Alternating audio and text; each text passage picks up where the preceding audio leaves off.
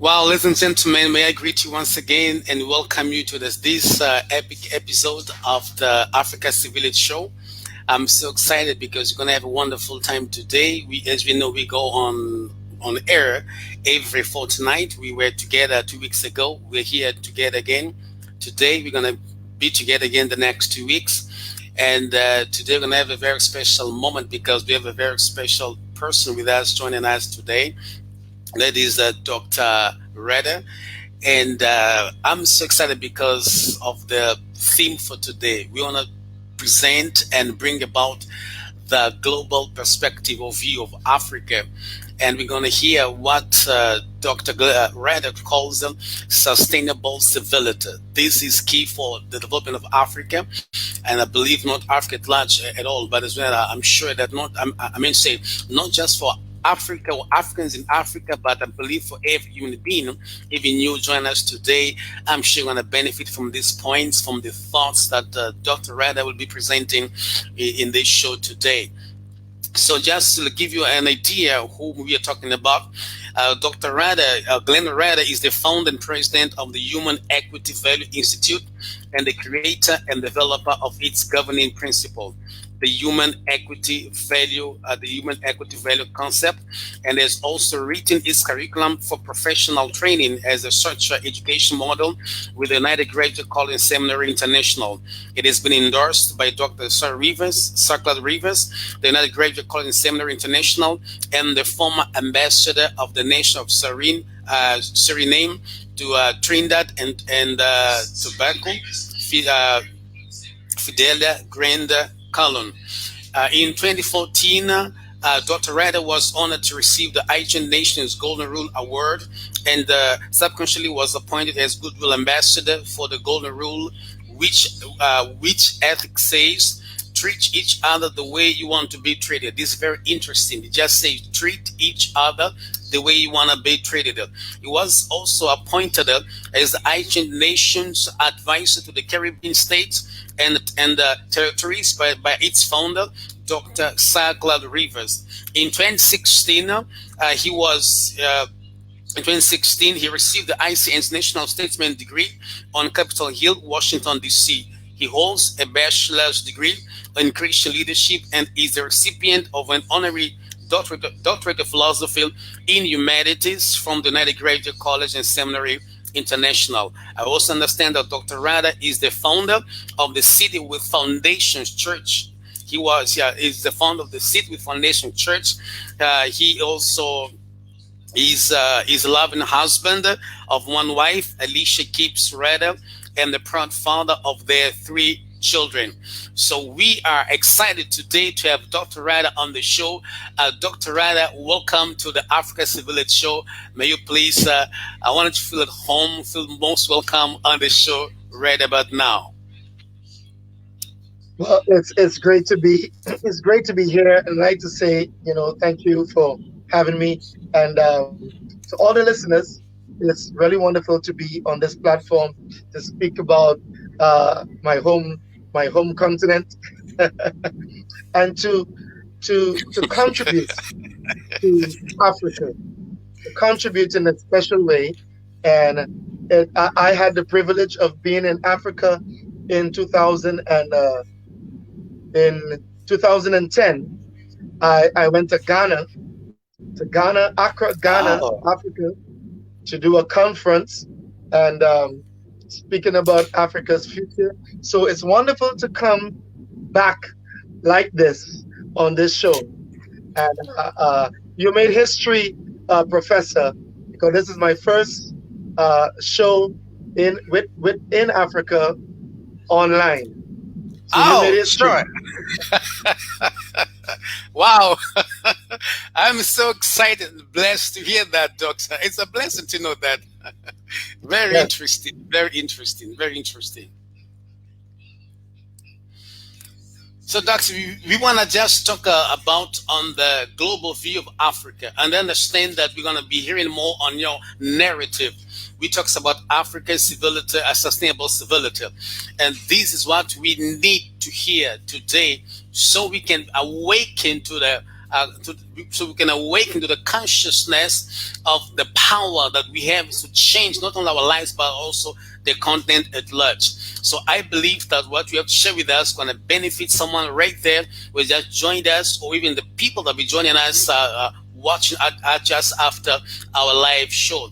And I want to welcome you once again, ladies and gentlemen. Thank you for joining us. I want to encourage you to tune in and to the end. I want to encourage you to get your notes, your notebooks, your notepads, wherever you can be able to write and jot some notes, because I'm sure that some gems of wisdom will be coming forth right now from Dr. Robert Ryder as he shares with us his narrative. So I wanted to pay attention, and I want to know that anytime we might have my mentor, Dr. Rivers, joining us anytime about in this show. So, Dr. Ryder, I want to maybe first and foremost ask you to help us understand your concept just before you delve into your points in the presentation. When you talk about equity, okay, first of all, when you talk about sustainable civility, what do you really have in mind? What are you trying to help us understand when you talk about sustainable civility? Yeah, it's a very important concept that I've created. Uh, you've never heard this before. You cannot Google sustainable civility, unless if you Google it, you're going to find it next to my name. However, the world, the world has been talking about sustainable development, sustainable energy, sustainable society, sustainable economy, but I've left out the main value system, if I should put it that way, the main value system that needs sustainability, and that is the human race, civil life, the human value aspect. We look at the economic value, we look at the developmental value, we looked at the wealth and resource of the earth and of nations, but don't look at the most important value system, which is the human person and their civility. Human success is dependent on sustainable civility. And if we can sustain civil life, then it will be much more easier to have sustainable development, right? You can have sustainable development, but so much incivility, so much uncivility taking place that will come against the goal and the success of sustainable development. Instability in societies, instability in nations, and the world has the wealth of history. We have seen where there have been instability in nations and societies, how it worked against sustainable development, sustainable economy, and sustainable everything. And so we have focused on it the wrong way. We try to bring sustainable development to at least try to calm civility or calm civil life or instability down. But what we have to focus on is to bring sustainable civility so there can be civil sustainability. So you're actually saying that sustainable civility has to do with human relations, right? The way we treat one another. It definitely does. And from every aspect, from the grassroots to the government, from the seat of government to the grassroots, how we treat each other. And and sometimes that's difficult. And that's why government has to be involved with the right policies, with the right laws, and begin to shape those laws and form those laws in the spirit and in the essence of sustainable civility. We can't just make laws without a foundation and a basis and a reason why this law and this policy exists. It is founded upon the principle and concept of sustainable civility. Right. May I ask you to maybe give us some examples of sustainable civility as far as the law or policies are concerned? Because you're talking about the government presenting or creating, producing some laws that will reinforce or enforce civility amongst, let me say, citizens of a given society, right? So let me ask you this question.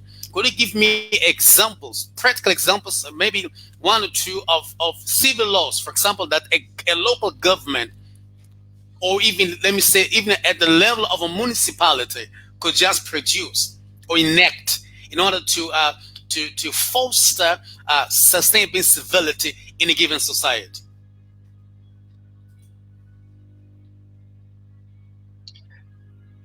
That's a good question.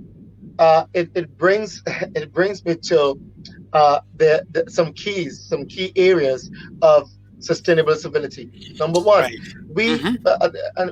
a local government needs to be very mindful that the first thing that they need to provide for a community or society is the concept and the principle of liberty, and a redefinition of what liberty is, and what the government can do from the local government position is to afford, is to provide, is to present liberty to the people. Now when I say liberty, I don't mean just free for all or freedom without responsibility, but liberty is freedom with responsibility, the opportunity for everyone to participate in the developmental process, not just of individual and family, but individual, family, and community.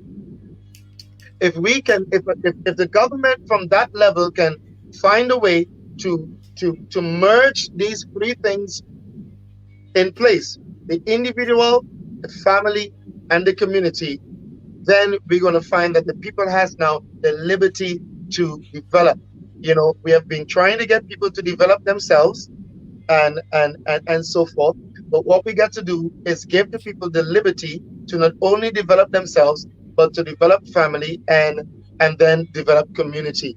And we take it always a step further from there. So that is a practical part. And liberty somewhat needs to be somewhat redefined.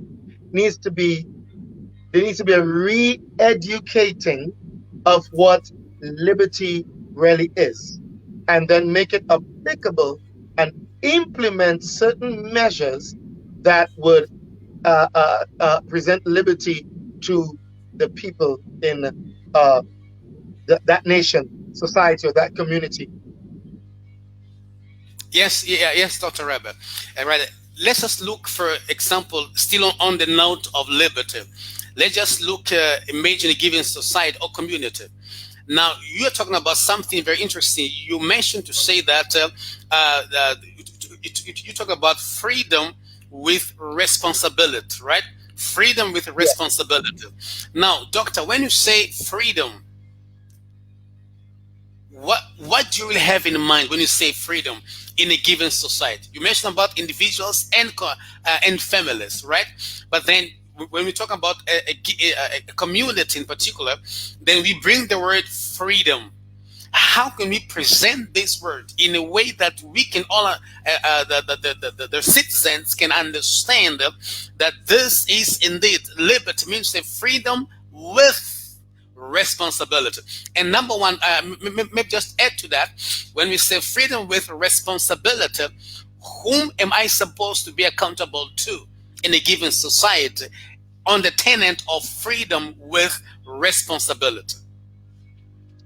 Great. Responsibility manifests in two ways. Responsibility Mm-hmm. is given and responsibility is taken. And when I say Oh, responsibility is taken, it is up to me, it's up to you to take responsibility for that which we have been given responsibility for. Uh, and when I say freedom with responsibility, I am I am specifically speaking about opportunity. So mm, instead of freedom with responsibility, opportunity with responsibility. okay. Opportunity must only be given to a person that is that would commit to taking responsibility for that opportunity. Now, let me put it this way: Mm-hmm. uh, if you are a wealthy, very wealthy person, and you look at a very impoverished situation, what the wealthy person does not know is I can become, I can really expand. I can create a bigger picture if I give opportunity to someone else. And a lot of people do not understand this. If I give opportunity to this person, I am actually bringing a person into a place to take responsibility. And there's a lot of things that will be involved right there.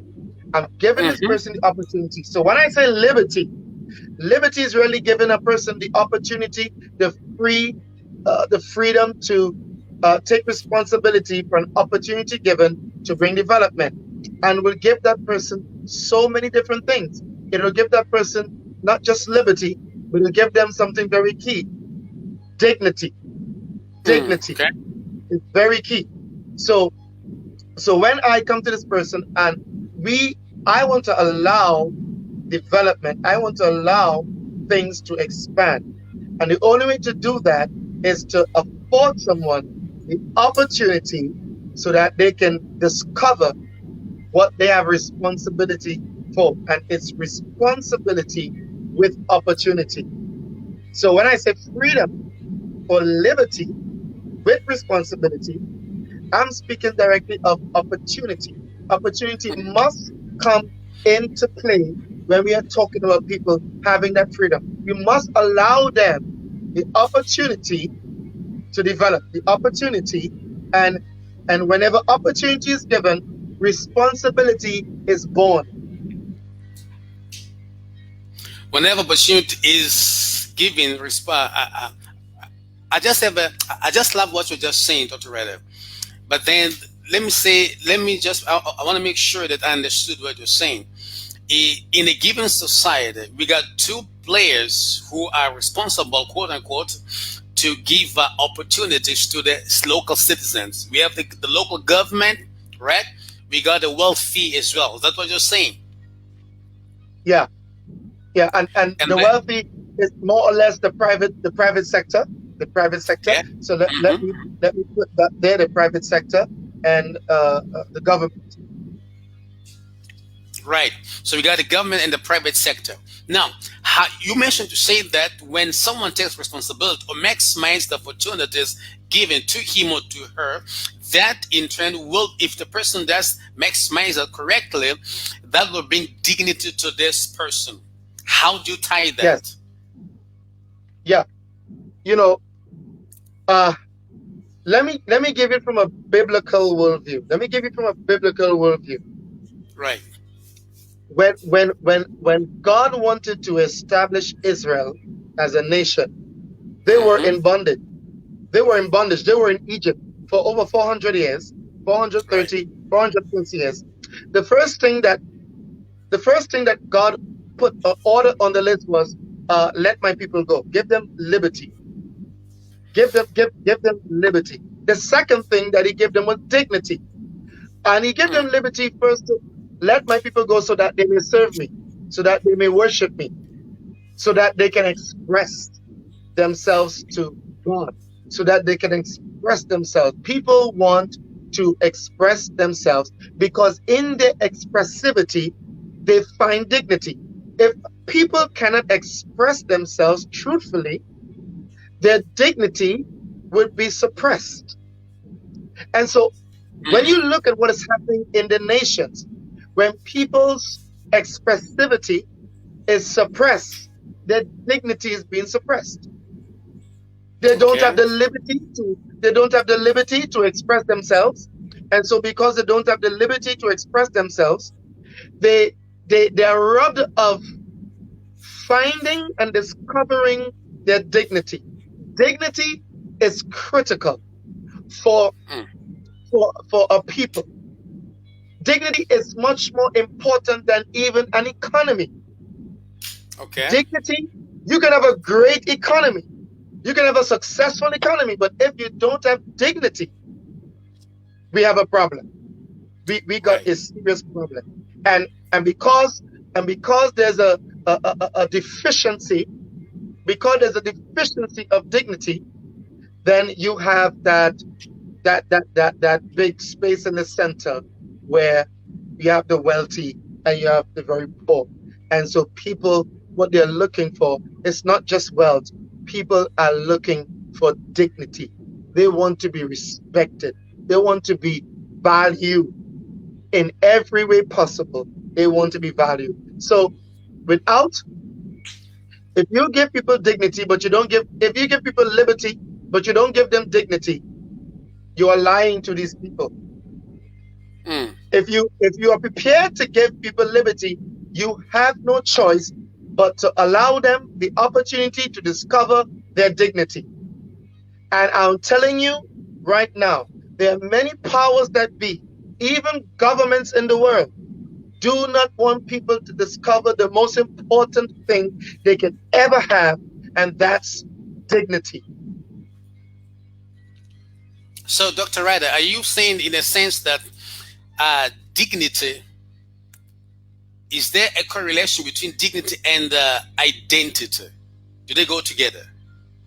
Yes, there definitely is. And listen, uh, dignity and liberty, dignity and liberty Mm-hmm. contributes to one's truest identity, and that is on an individual level and a nation level.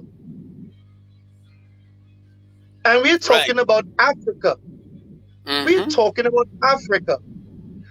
Many years ago, 40 odd years ago, many years ago, if you go into African history, Africa was robbed of its liberty, was robbed of its dignity. And so if it was robbed of its liberty and dignity, then you're stealing the identity of a people. Right. And now so the most important thing is restoring that liberty, restoring dignity. And there's a way to do that and secure it. Secure it.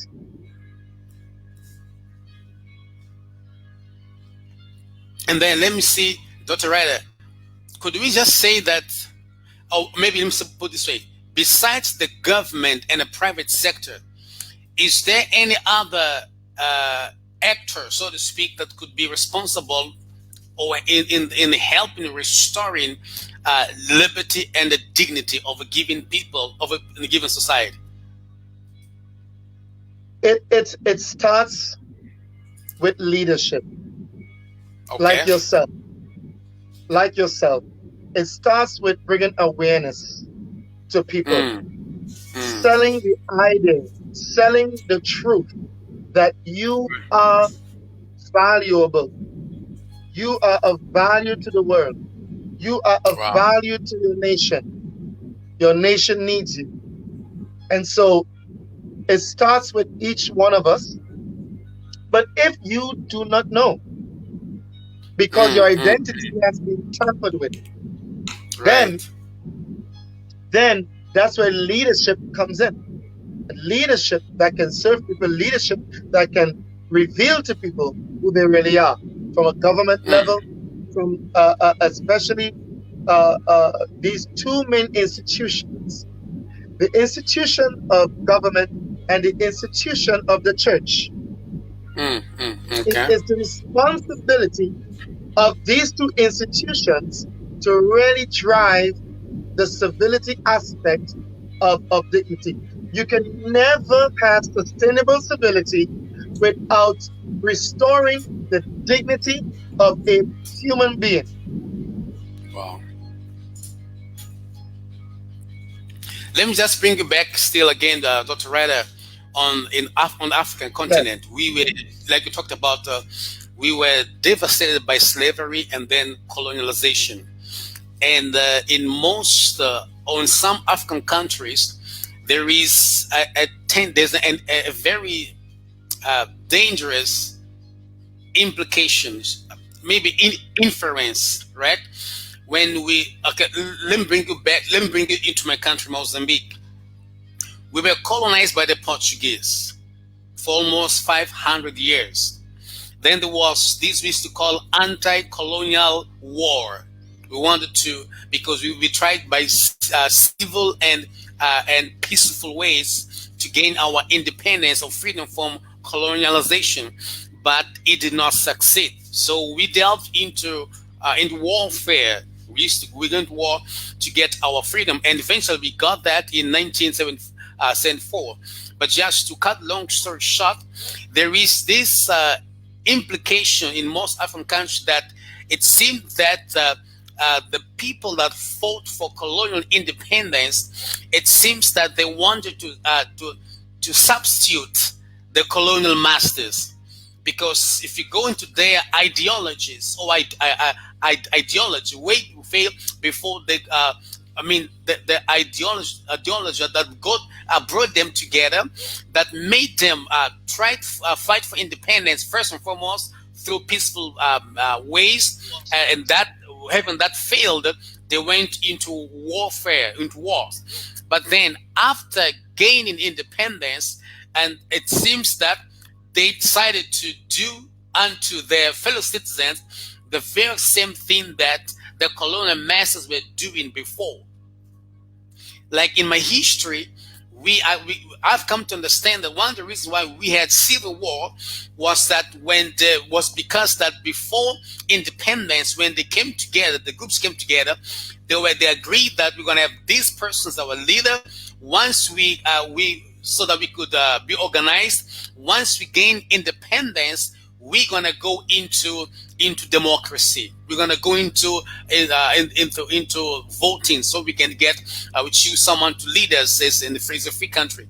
But when we got independence, the elders tell us, Israel tells us that the leaders began to divert from their original agreement. They refused to go for I call these votings, and they refused to pass on the power. So the group was divided, and then some began to force others to go for democracy through civil war.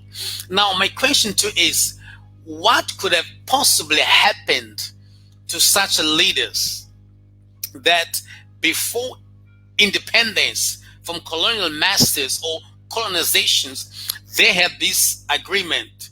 We are fighting together for our independence, free, not just the people, but the land. Not just the land, but the people as well. And the moment they got that, they said, no, I'm going to be in power forever.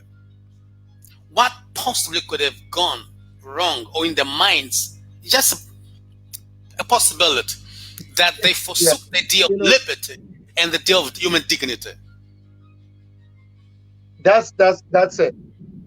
The answer is right there. Look, I was talking about from a biblical worldview a while ago. In order for when Pharaoh, when the king of Egypt was confronted by this leader by the name of Moses, the instruction was, let my people go. It was supposed to be an easy process. That's how God desires it. That's the biblical worldview. It's wrong with doing. Let these people go, that they may worship me. Let these people go, so that they may express themselves before me. Now, in order for that to happen, there was a battle. There was a war, plagues. We know the story. In order for these people to be set free, it took the hand of God. It took much doing for that to be done. Now, the thing about it is, you have to understand that liberty is important and dignity is important. These people, we were in bondage for quite some time, and because of that, we learned the mentality. We were trained subconsciously. We were in that system for 400 years, 500 years, however long it took, and it was cemented in us. And so coming out of that, you said a while ago, we went through the tragedy of slavery, the tragedy of colonialism, but we also went through the tragedy of abolition. And that might sound weird. How can I say that abolition of slavery was a tragedy? The way it was done was a tragedy. You have these Okay. people in slavery, colonialism for hundreds of years, thousands of years, and then you just let them go. What do we do? What what do we do? Generations. What? It could be Israel, God's people. You can read the Bible. You see for yourself what has Mm. happened to God's chosen people. They did not last. When they got out of the Red Sea, they complained. They wanted the fish back in Egypt. They created a golden calf. They bowed down. They Mhm. worshiped everything else but what they really was supposed to do. So you can be free physically, but not free spiritually and mentally. Wow. And Wow. That's deep. that is why the third the third the third P of sustainable civility deals with policy. Policy. Right. Just before we delve into policy, I wanna let us stay a little bit right here because I think that these 2 points are very crucial.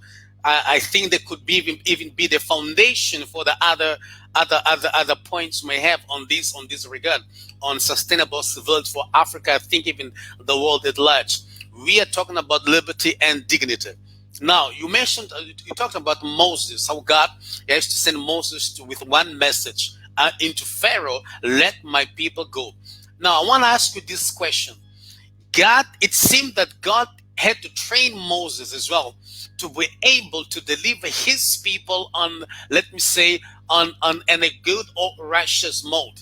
In the sense that, first of all, he had to be raised in the palace. That's number one. Number two, he had to be trained as far as maybe temper was concerned. God had sent him to work with animals for the next 40 years. Now, you talked about mentality here when the Israelites at some point began to say, "We rather go back where we were." And then you said that we can have physical freedom, so to speak, but it's not enough. We need also mental and spiritual freedom. Now, let's bring that to nowadays.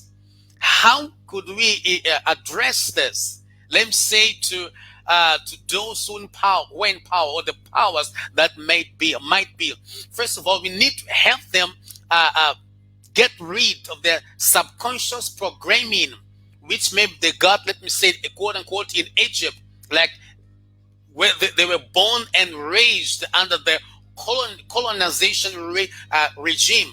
Now they get independence, and it's like what's in their subconscious mind plays automatically, and they began to do the very same thing that they began to do to their fellow citizens, the same things, so to speak, to which their former colonial masters did unto them. So I'm seeing here, like what you're saying, we got physical freedom, right, but not mental and spiritual.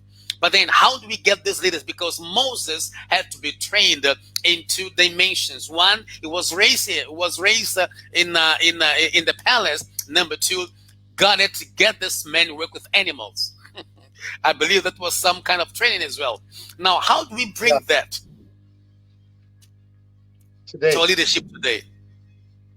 Yeah, it's great. Like the pattern is there. Hmm.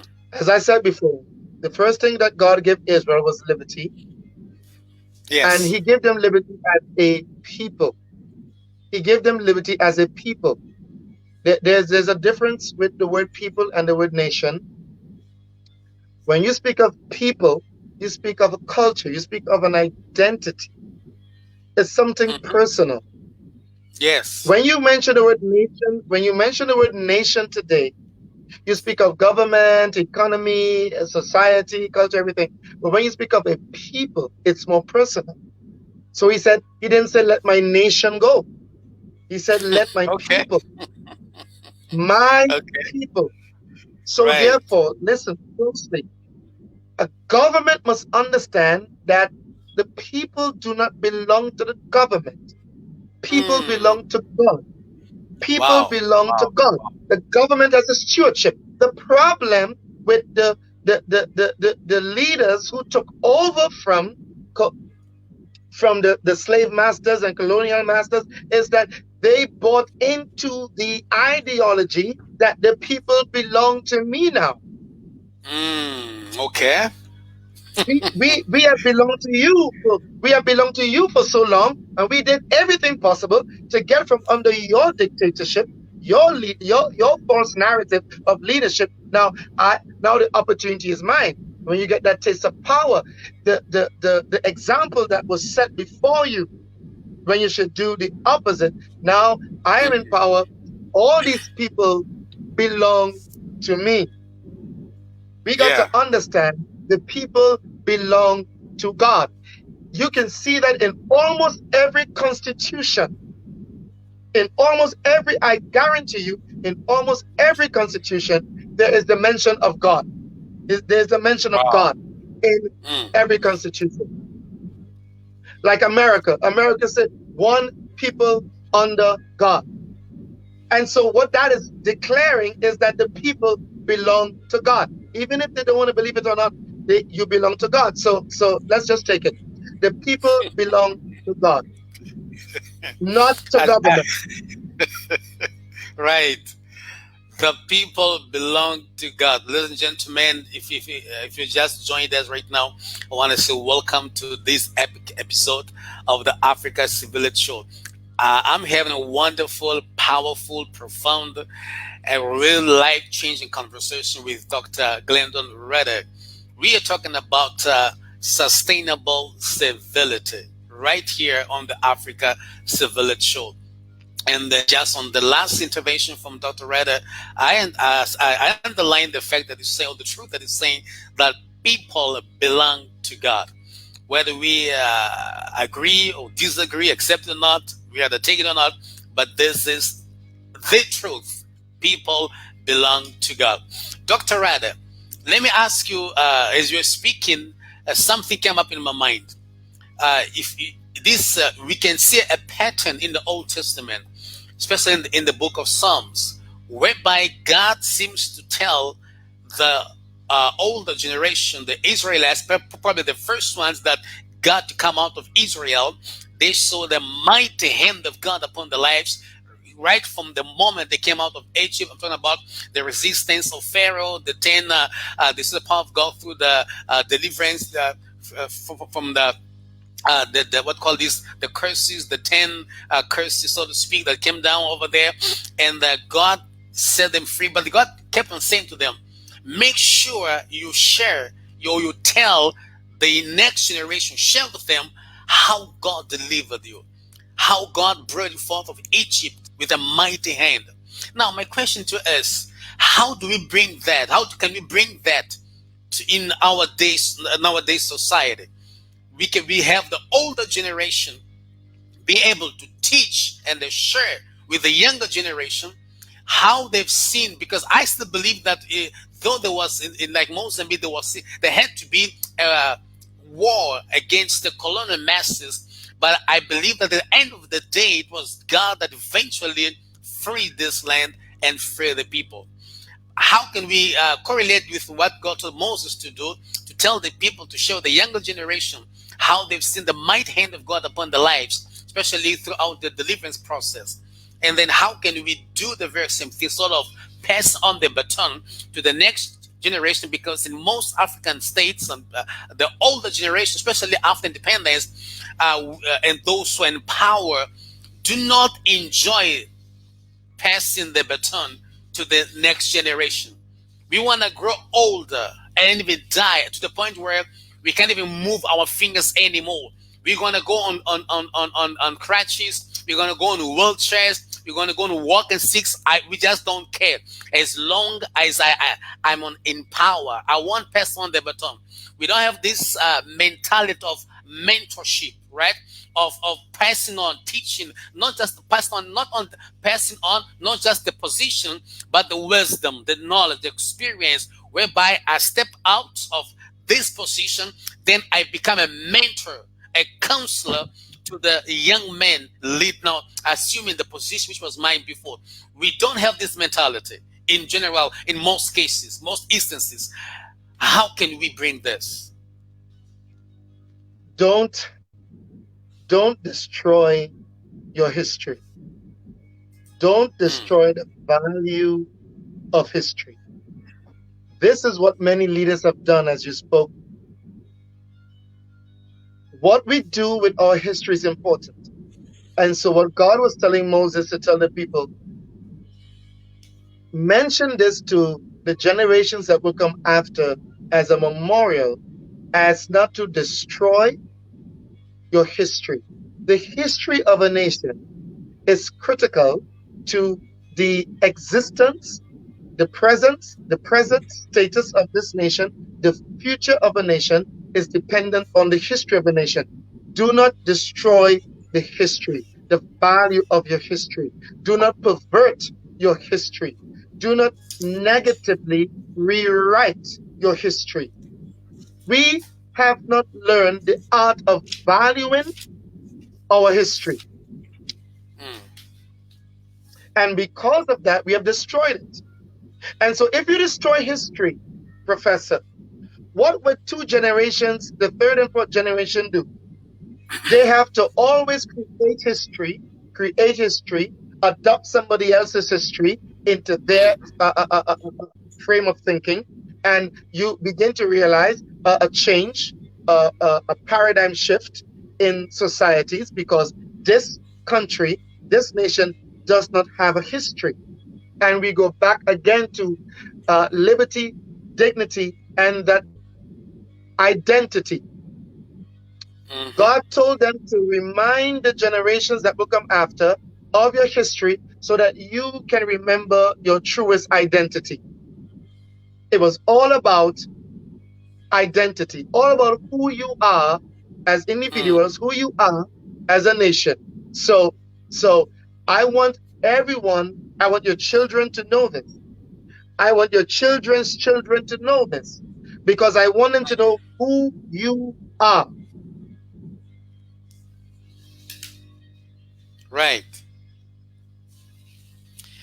That's Dr. Wright. I love when you say history. You can relate. You kind of connect history and the identity of the nation of the people. And then if we lose or if we taint this history, we're gonna have different mindsets and people adopting the culture and the histories and then the tendencies of other nations and all that. And we sort of see that in some African countries where the younger generation is no longer. We don't even know our true history. In the number As a one, matter, yes. Hello. as a matter of fact, there are powers, there are people that actually falsely created history, false Yeah. history Okay. for Mm-hmm. for scores of nations. There are many nations that live on the basis of false history, and what they've done is put blank that truth out and blinded, especially the African diaspora, blinded African people to knowing what our true history is. Because why? The people who blinded us from our history understands that history has the ability to inspire. Mm. History inspires. When somebody finds out the history, they are inspired. It can be from a national, from a continental, from an individual point of view. If Wow. I, as an individual, find out that my grandfather, if I find out that my great grandfather was a doctor or was someone great, that immediately inspires me to to go for to be something that I never believed that I could be. Because now I have the history that there's a doctor was in my family. So I can Yeah. be a doctor too. I can change I can change my future because my history inspired me. Wow. If not, I have to create history. If not, I have to create history. And so it's important. Our history is important. Maintaining it or even creating it. But we have had people that created our history for us. And there's a lot of false history in the world. Mm. So History history has the inspires. ability to inspire. Man, man. Yeah. Yeah. Dr. Rad, you've just hit on the nail. Man, that's so profound. That's so profound. I just remember from history when, if I'm not mistaken, it was, I think, either the Romans or the Greeks, but I think it was one of the two. When they came to Egypt, the first thing they did according to history was to destroy the libraries. Amazing. And every other place where documented history was kept. They went for the libraries and they went for the statues. So they never wanted the future generations to know their true history. That's why today we have what is called, we call in Portuguese, I don't know how it is, the same thing, maybe in the English, there's a concept like that, but we call white Africa, where we're talking about African states or countries where the majority of the population there are white people. And unless you go into history, you are born in this generation, you are tempted to think that that's how it has always been from the beginning. And I remember as a young man, as a child, actually asking the grown-ups why countries like Egypt, I think Algeria and other countries, there are mostly white people there. What happened? And you hear a lot on the news, newspapers, on the news through the media. When we talk about other countries, they'll tell you white African, they call white Africa. And we couldn't grasp that. But then when I began to do some research, I came to understand that when they came to Africa, some African countries, they began to target, the libraries, and they began to change. They had to rewrite to create false history.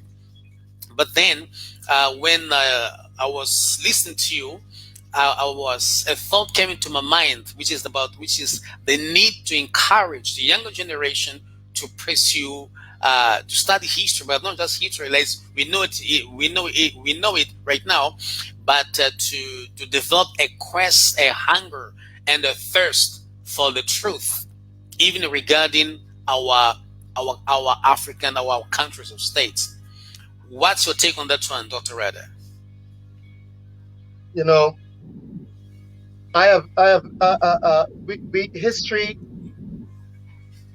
history is so important today, especially for young Mm, people, because as I said, history inspires. that's right. And while you're speaking, I would like to share a short story. I will condense it, summarize the story, because Hmm. I didn't know much about it. Now, I grew up a young man. I love playing football. Love football. I did not like cricket. I thought cricket is boring. Who could who could just sit down and watch this thing called cricket? You know, these black men dressed in white. I, there's nothing but cricket. But one day I was looking at a document on YouTube, and it was about how now you live in my area of the world. My area of the world, we have a cricket team called the West Indies. I don't know if you ever heard of the West Indies. The West Indies, West Indian, is the strangest name for that part of the world because you know that was before we came there because there were Arawaks and Caribs living in that side of the world before African slaves came to the Caribbean. Mm, So that region was known as West Indian. So the West Indian cricket team was invited to play cricket in South Africa. Now, no one wanted to go to South Africa. Now, in those days, Professor, the West Indian team was the best cricket team in the world. okay. We played against we played against different teams. India, England, which is predominantly white at that time. Every player on the English team was white. And Mm, but the West Indies dominated the sport of cricket. We dominated the sport of cricket, but then something happened. South Africa was not allowed to partake in any competition because of apartheid in South Africa. mm, okay. So here's the thing. they invited the greatest, best cricket side in the world, which was the West Indian cricket side. And it was an uproar. Players did not know they wanted to go because they are black. And apartheid is in Africa. So we are not going to go at the invitation of the South African government, the South African cricket side. We're not going to go to South Africa. But there was a disagreement. So there are players that are alive today, I think. There are players that are alive today that did not go. But some players eventually went to South Africa. Okay. And played against the South Africans. And so many people came out. And all the people that came out were white South Africans. And some of the West Indian cricketers were surprised because they were young boys, white South African boys that came and was asking for the signature of these West Indian cricketers. And they played and they won. They won, and the South Africans won. I remember my history correct, and I read that, and I was looking at it on YouTube, and they were interviewing one or two of the cricketers who went to South Africa. And guess what? When some of those cricketers went back home, they were men without a nation. They were rejected. They were castrated. They were forgotten. They were persecuted because they went and played in a country that had apartheid, not knowing that that laid the foundation for the abolition, the destruction for apartheid. The West Indies cricket team was among the first activists, and probably they were ignorant of it, probably they did not know. But when that West Indian predominant African cricket sports team went to South Africa, they didn't just go to play cricket. They went up against the odds. They went up against the ideology of apartheid. Right. They went there and unknowingly was contributing to the human value of African people. And later on, we saw Nelson Mandela. Nelson Mandela came onto the scene and did great things. But the fact of the matter is, these black cricketers, they went there. When they came back to their countries in the West Indies, they were men without nations. They got no jobs.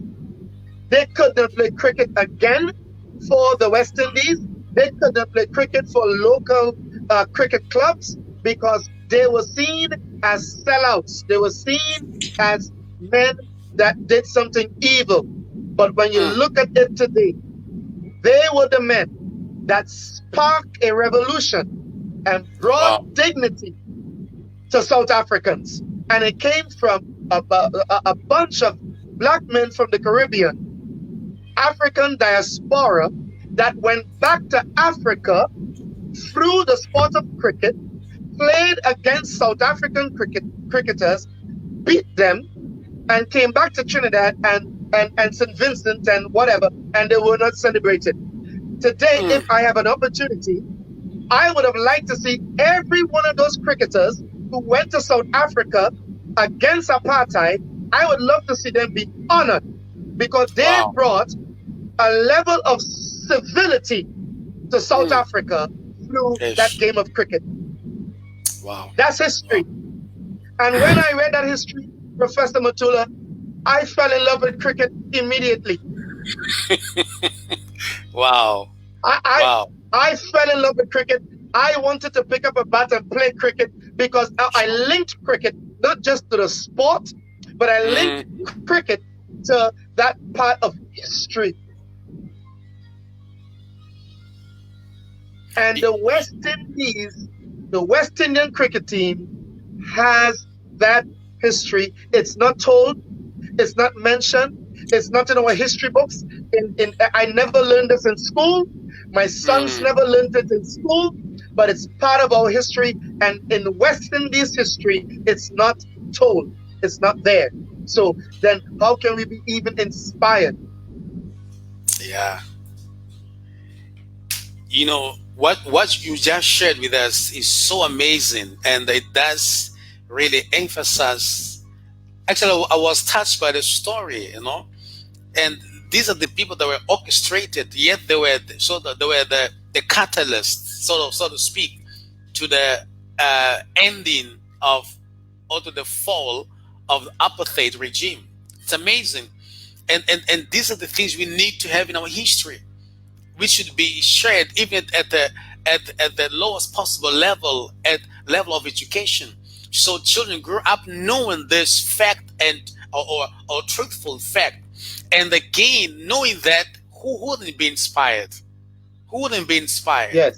Personally, I'm encouraged to hear that. I'm amazed. I'm in shock because I didn't know that. Yeah.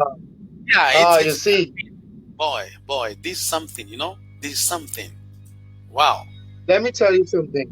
Uh, Come I am going to send right now CR uh CRIC. boy. Wow. Info. Now I'm going to send something to you on the chat, Mm-hmm. and probably you can actually post it back. I sent a website. If you go Okay. to Mm-hmm. www.espncricinfo.com, www.espncricinfo.com, espncricinfo.com. It is titled Mm-hmm. "Remember the Cursed." Listen to the title of this website. ESPN. Remember the cursed West Indies rebels who toured South Africa. The Mm. untold story. The untold story. Remember the cursed West Indies rebels who toured South Africa in the 80s. Wow. And that's on ESPN Crick Info, or Cricket Info for short. And so our guests can go to ESPN,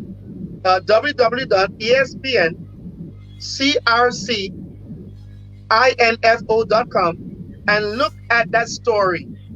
The cursed West Indies rebels, about 21 black African descendants who went back to Africa and played against an all-white apartheid South Africa cricket side, and defeated that all-white apartheid South African team, and they got cursed. They were rejected. They were castrated. They were never recognized. But today, that cursed West Indies team is the team that started the revolution that overturned apartheid in South Africa. Wow. Please, listeners, just go to that website. Just go to the website. I didn't know. You meant to say they won the game. Is that what you said, Doctor? Yes, you can read the story. You can look at the story on YouTube. The Wow. entire documentary, Oh, is on YouTube. The very wow. interview with some of the actual cricketers who were there. It's on YouTube. You got to see it. It's amazing. And I value and I honor that cricket side in the 80s who went to South Africa, and they played not just a white South African team. They played against. It was symbolic when they defeated the apartheid white South African side, because the World Cup did not allow the South African side to play any cricket. So the Right. West Yeah. Indies went. They wanted an opportunity to play the world champions. And the world Mm. champions were African cricketers. The world Wow. champions were African cricketers. And they went and traveled to South Africa, apartheid South Africa, and defeated that white South African team. And that was symbolic of apartheid later on getting defeated. No one remembered that West Indian team. We have a right to honor them. Yes. today? We do right here on the show. We do honor them. I'm gonna read that story and go through that. I'm fascinated. I am so I'm in shock. Like I said, I'm fascinated as well. I'm gonna go through that story because I didn't know. And like we're saying, history does inspire us. I'm really inspired just to hear that. It's so amazing. Their victory was sort of prophetic. It was just a message announcing the fall of apartheid, that regime. And I just pray and hope that those who are alive from that team may be honored, recognized, because they use their gifts and talents to confront and even defeat an ideology, a thought. I mean, I am in shock. Thank you so much, Dr. Redder, for sharing that, Yeah. because I see civility in the action, so to speak. And then I also see the dangers of prejudgment, because they're prejudged. And they went back home. They were not given space to maybe to explain themselves and all that. But they were they were key catalysts that God, so to speak, had to use them to confront the regime, a whole regime, and eventually apartheid did collapse. And I really Yes. hope that they really get to be honored. Those who are alive and those who might have passed away, to be honored at least in memory, because they were key players. Listen, if I Wow. if I find the right network and the right people, I I they can be honored. I would love to see them get the golden rule as Yes. Goodwin ambassadors. They Mm. were ambassadors when they went to South Africa. They were Yeah. ambassadors, and they deserve the Golden Rule International Goodwin Ambassadorship and Civility Awards. They deserve these things, and it's amazing. Uh, I'm looking at Professor. I'm looking at some of the comments of Mm-mm.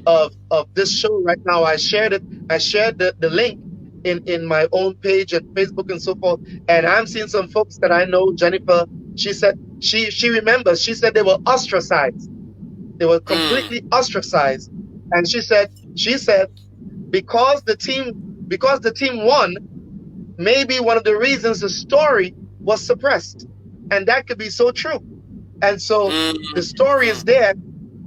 It's on ESPN, it's on the internet, it's on YouTube, but many people still don't have a clue what took place. You don't even hear present day cricketers in the West Indies don't even talk about this.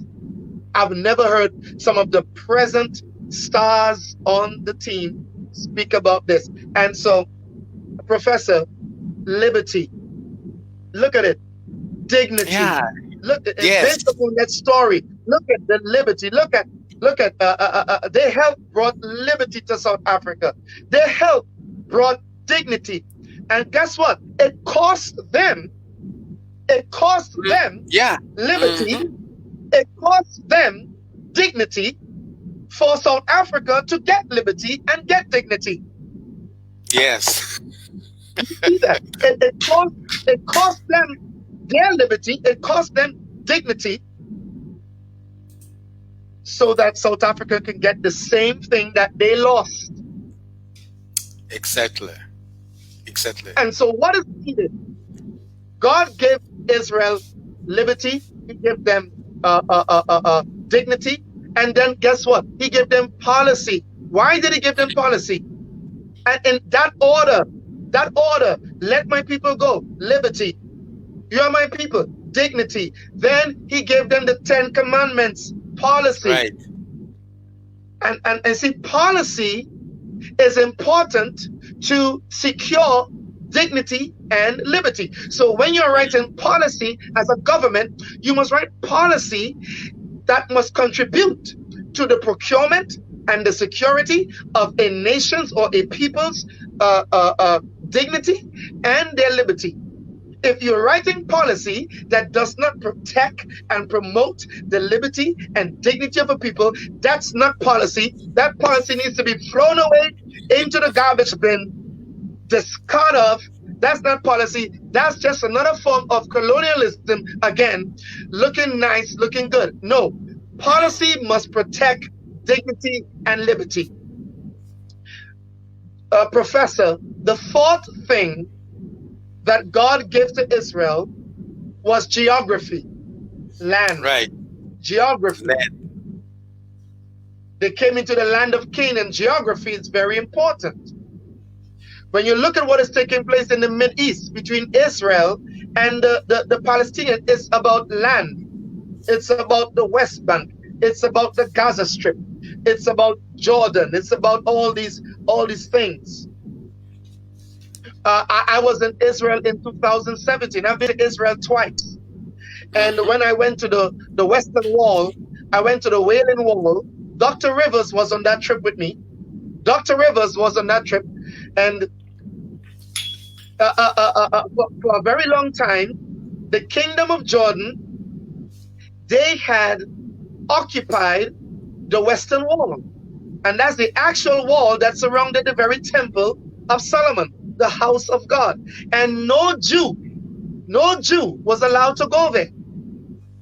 But after, listen, watch this again. After that 6-day war, if I'm correct, after that 6-day war, Israel was able to reclaim that piece of geographical ground, and the Jews returned to that wall, and they pray by that wall. They worship at that Western Wall. Because why? History. God had said to Solomon, if the people come at this place and they call upon my name at this place, then I will hear from heaven. And so that was taken away from them. Now they fought for their liberty. Now when they got their liberty, there was a restoration of dignity. Now there was policy now written to protect that place, because now they got back what? They got back geography. They got back geography. Right. And do you know what that did? Do you know what those 4 things did? Those 4 things, liberty, dignity, policy, and geography, they all contributed to Israel's sovereignty. There are nations surrounding Israel that did not want Israel to have sovereignty. In order to stop sovereignty, don't give them liberty. Don't let them discover dignity. Don't let them have policies that protect dignity and liberty. Don't give them geography, land, and they will have no sovereignty. Israel is not even a nation, official nation. Israel is still a state. Israel is still a state. They have state status, not nation status. They have the status of being a state. And I am personally, Professor Matula, I have great relations with persons that live in Israel. Rabbi, I was in a meeting just yesterday with a rabbi from Israel. And they are very concerned about their dignity as a people. And they tie that dignity to their geography, the land that God gave to Abraham. So they link their dignity and their liberty to their geography in order for them to have true sovereign rights as a nation. Right. You know, Dr. Rabba, what you've just presented is very profound.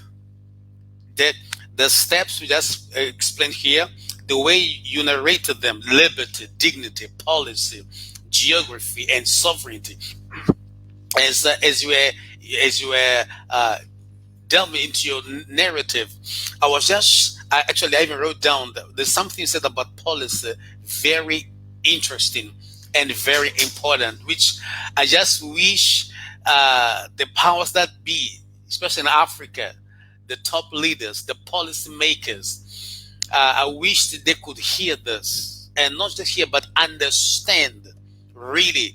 Let's make it happen. Let's make it happen. Thank you. I like that.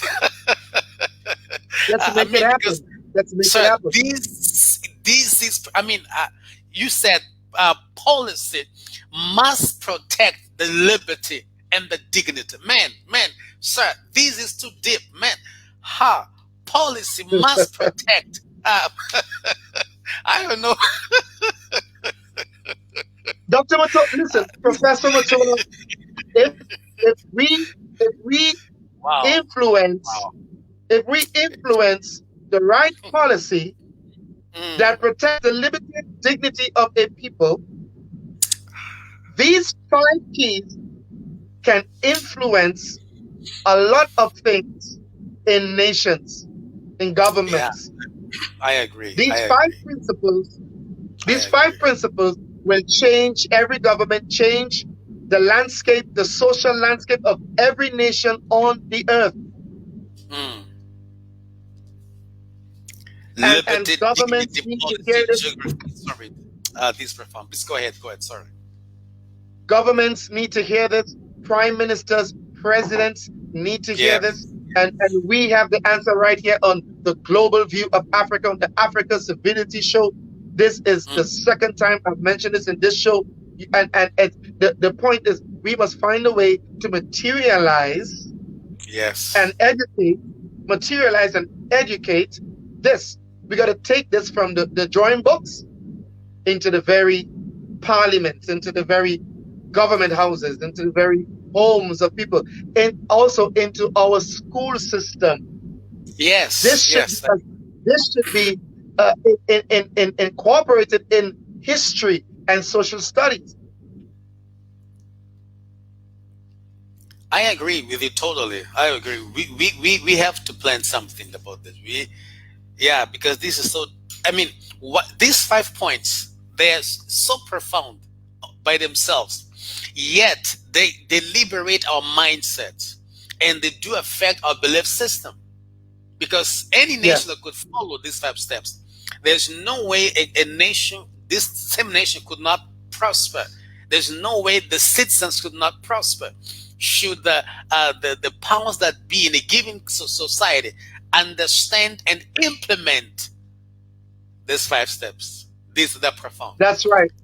And These and profound. and and, and professor, there is no way that any right thinking leader, there's no way that any right thinking leader would reject these five principles. And these five principles really will serve as a yardstick to measure the nature, the motives of a government. Yes, We yeah, can yeah, I use agree. we can use these we can use these five things as a yardstick to measure the intentions of government. Is this That's true. government concerned about our liberty? Is this Mm, government concerned about our dignity? We electing you on the basis of fulfilling these five things. that's right. That's right. Even when you're talking about geography, even land, you know, it's yeah, it's key. It's key. It's key. Talk about It's key. sovereignty. I mean, boy. Let me bring it down like this to you. Let me tell you why Don't you? geography is key. Yes, sir. Let me tell you why geography is key.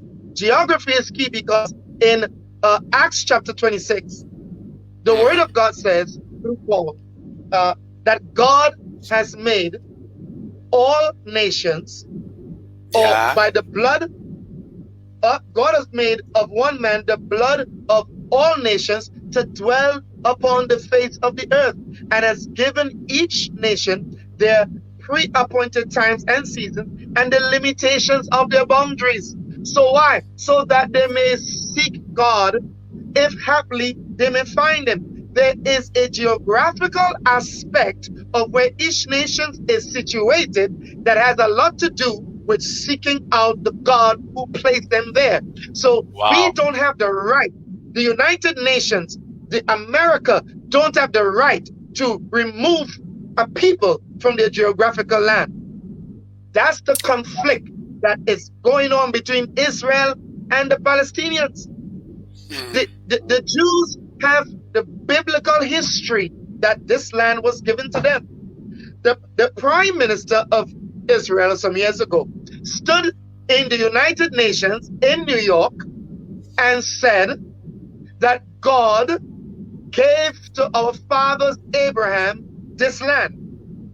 Mm. I was shocked. In this day and age, the Prime Minister of Israel said that on United Nations platform. So geography, look at it from a family perspective. We have situations in our country where families fight over land, where people fight over land, because land is connected to my family, land is connected to my Yes, identity, yes, yes, land is yes. connected to my liberty. Oh, yes, land is important, very Yeah. important. And And then let me that, say this: there are land in my country that the Baptist people, we have a religious community called the Spiritual Baptist, Orisha Baptist, and some pieces of land, they lay claim to that land because their ancestors were buried in that parcel of land was a graveyard.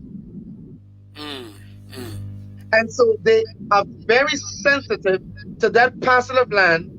Nobody cannot build on it. The government, they go to the government and advocate, and they go to the government to petition for this land because our African ancestors were buried here. This was a graveyard. This was an African cemetery, and the government don't have right to it. These people don't have right to it. They belong to us.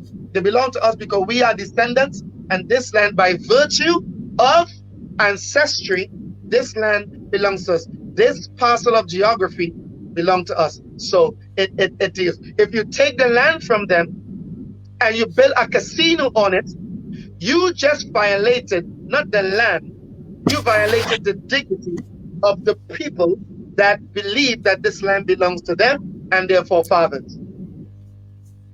their dignity and their liberty also violated. Wow.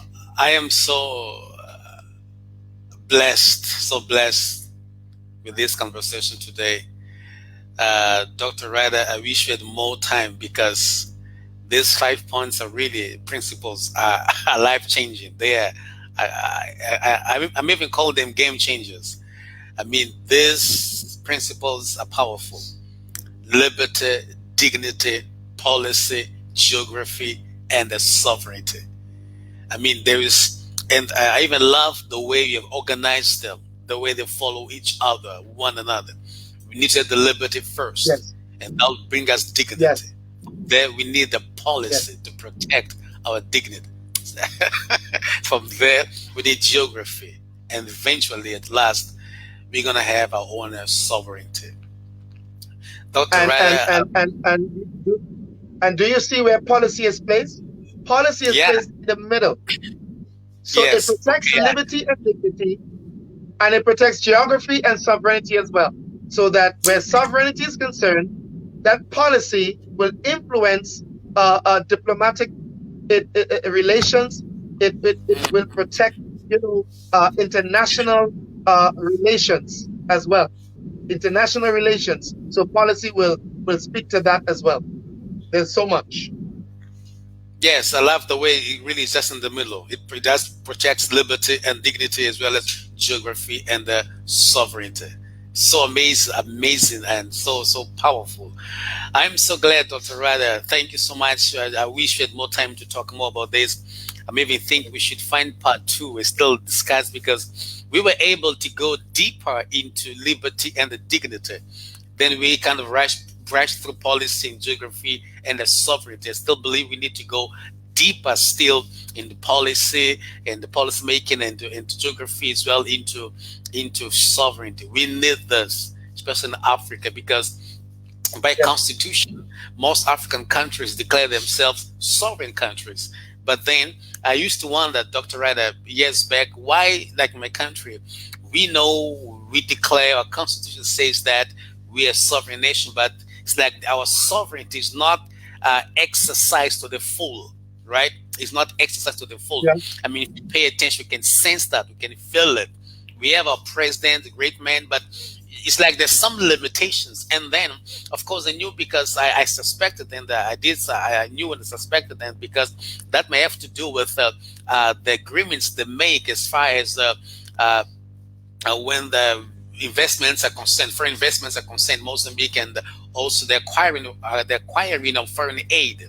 But then, uh, when your principles, the principles shared today, did shed some more light into my understanding of why some countries do not fully exercise their sovereignty. It's in the paper, it's written there in black and white, it's verbalized, but you can sense, I mean, that in practicality, in actuality, it's like it's a sovereignty with limits or limitations, if I were to use that Yes. expression. Yeah. So, and there's more light. So I'm gonna invite you, call you back, sir. So we go the same principles, but we need to go deeper into policy. We need to go deeper Yeah, and into I would like that, yes. and I would like to answer that question because that is a very critical question. And Yep. when we do a part two, I would like to answer the question why nations are not able to fully exercise their full sovereignty. I have the answer for it. It's right there, and I'm really excited about this. And I hope after the second part two, you get your president to listen to this. Get your president.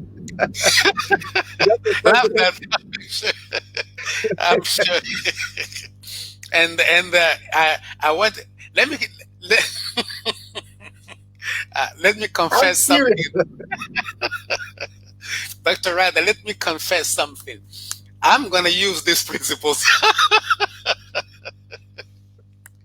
uh, so I wanted to know, with or without your permission, I'm gonna use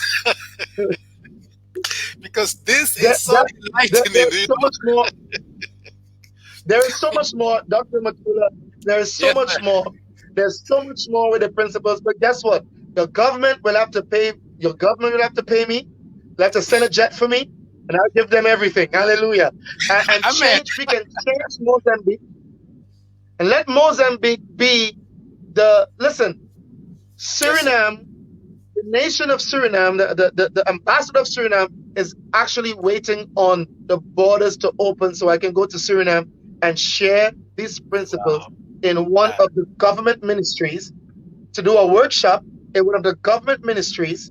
And Suriname or Mozambique can actually become the first nations to implement the five keys of sustainable civility. So let's see who will win. yeah, I loved it. I loved it so much. So, ladies and gentlemen, as you could hear for yourself, this was a wonderful moment we had with our special guest today, Dr. Rada. As you can see, we can't finish this. We can't finish because I think that these principles we would really take 5 days. That's maybe some 5 hours a day for each principle, because this is the Oh, yeah. truth that can set any nation free. This is the truth that can set any government free.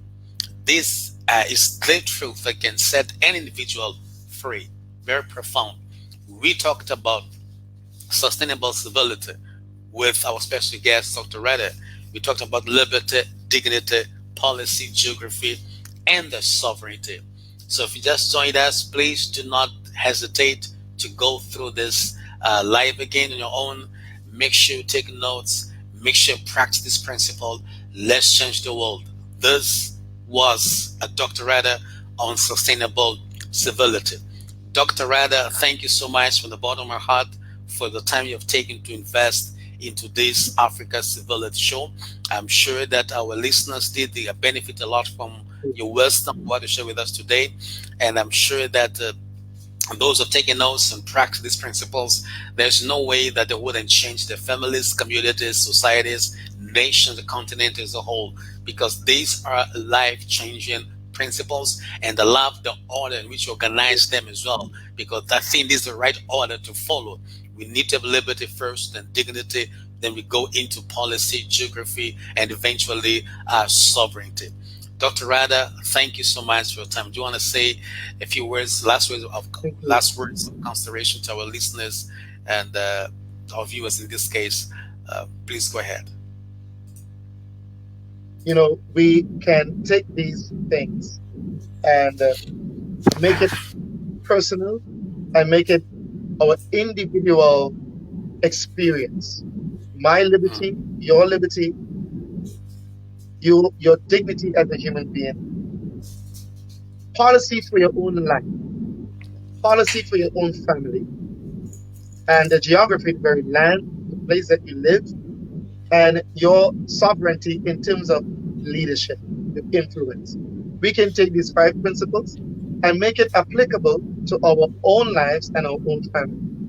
And I would like to challenge each and every one listening to take these principles and do that, and everything, bring them together.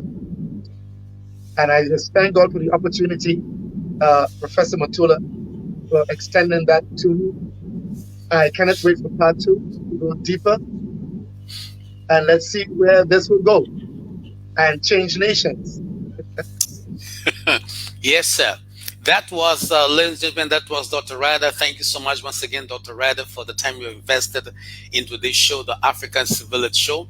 Ladies and gentlemen, these were the principles narrated by Dr. Ryder on sustainable civility. Presented five principles which are life changing, maybe called the game changer.